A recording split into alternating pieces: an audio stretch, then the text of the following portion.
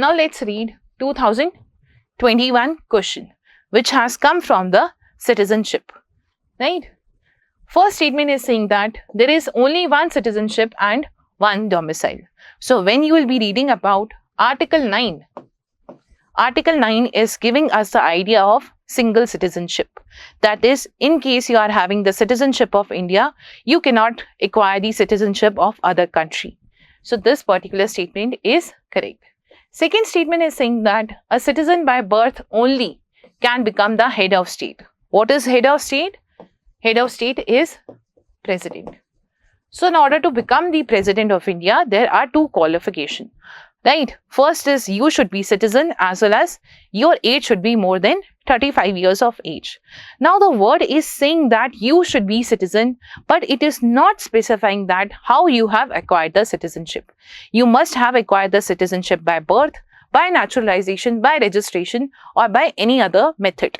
But in India's case, a person who is a citizen, either by naturalization, either by birth, either by registration, the person can become the president. This particular statement is incorrect in India's case. But in US case, in USA, the president can, or a person can become president only if the person has taken up the citizenship only by birth. Right? So this statement is correct in the case of USA and not in the case of India, because in India, a person who is having the citizenship, the person can become the president. Third statement is saying that a foreigner once granted citizenship cannot be deprived of it under any circumstance.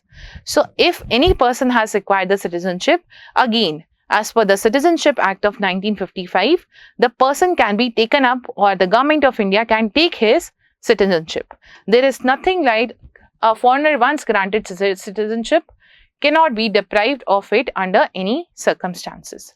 So we are left with only one option, that is statement 1 is correct and rest of the statement are incorrect.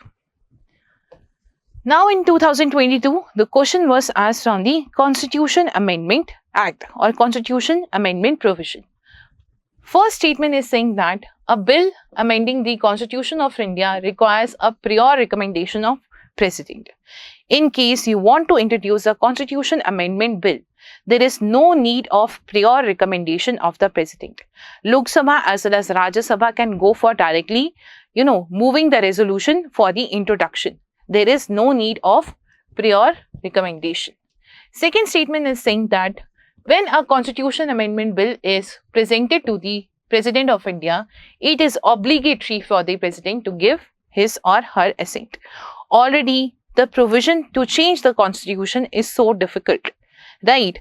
So, if both Lok Sabha and Rajya Sabha has passed the Constitution Amendment Bill, it means the bill is having the mandate of the citizen.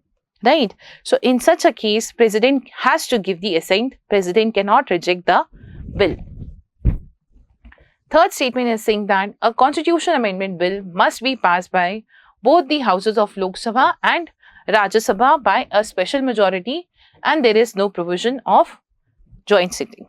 Again, we have read that joint sitting, in kind of joint sitting scenario, it can be only issued whenever the bill is struck by ordinary bill, Finance Bill 1 and Finance Bill 2. In cases of Constitution Amendment Bill and in case of Money Bill, there is no provision of joint sitting. Again, this particular statement is incorrect. There is no provision for joint sitting, right?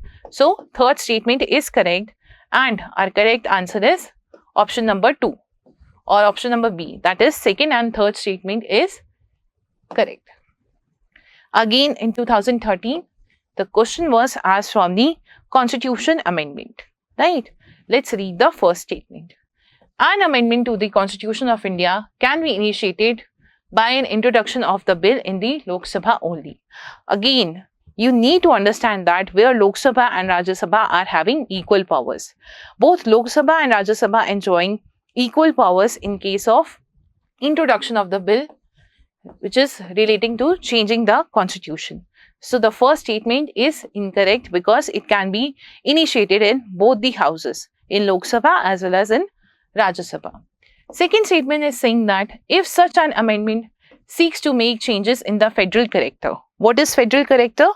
Whenever any bill is introduced which is to change the Constitution of India, which is even affecting the state power, in that particular scenario, the amendment also requires the ratification by the legislature of all the state. The word is all the state, but in reality, it is not the consent of all the state, but half of the state. So, whenever any change is to be introduced in the constitution which is directly affecting the powers of the state or which is trying to change the federal character of the constitution, you need the ratification from the state legislatures also, but half of the state legislature and not all the state legislature. So, our correct option here is option number D. Right? Both the statements are incorrect in this particular question.